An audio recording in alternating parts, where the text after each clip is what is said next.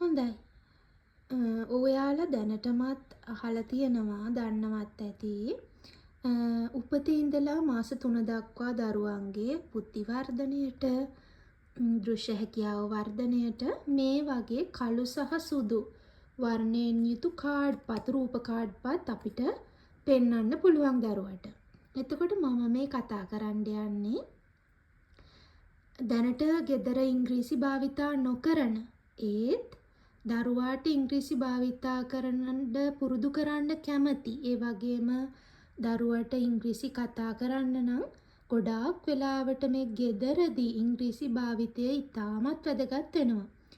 ඉතින් දැනටමත් ඉංග්‍රීසි භාෂාව ගෙදර පාවිච්චි කරන්නේ නැති ආදරණීය අම්මලාට පුංචි වාක්‍ය කීපයක් මම යෝජනා කරන්නයි සූදානම් වෙන්නේ.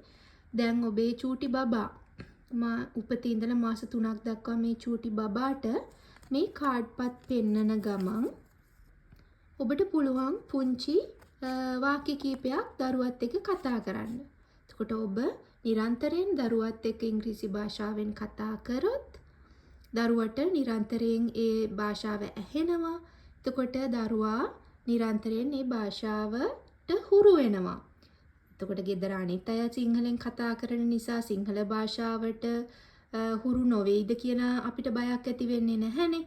ඉතින් ඔබට පුළුවන් මේ කාඩ්පත් පෙන්නන ගමන් මෙන්න මේ වගේ මම යෝජනා කරනවා මේ වගේ සරල වාක්‍ය කීපයක් දරුවත් එක්ක කතා කරන්න. අපි ඉස්සෙල්ලා එක රූපයක් අරගෙන බලමු.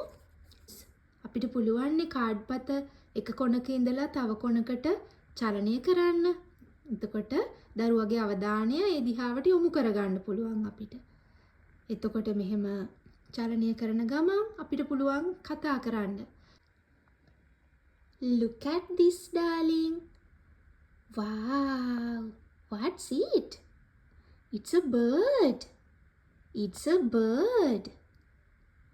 The bird is flying. The bird is flying. Wow, see, will you?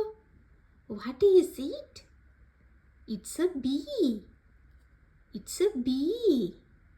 The bee is flying. The bee is flying. Wow, it's beautiful. Wow, it's beautiful. Wow, what's this? It's a butterfly. What's this, darling? It's a butterfly. The butterfly is flying. The butterfly is flying.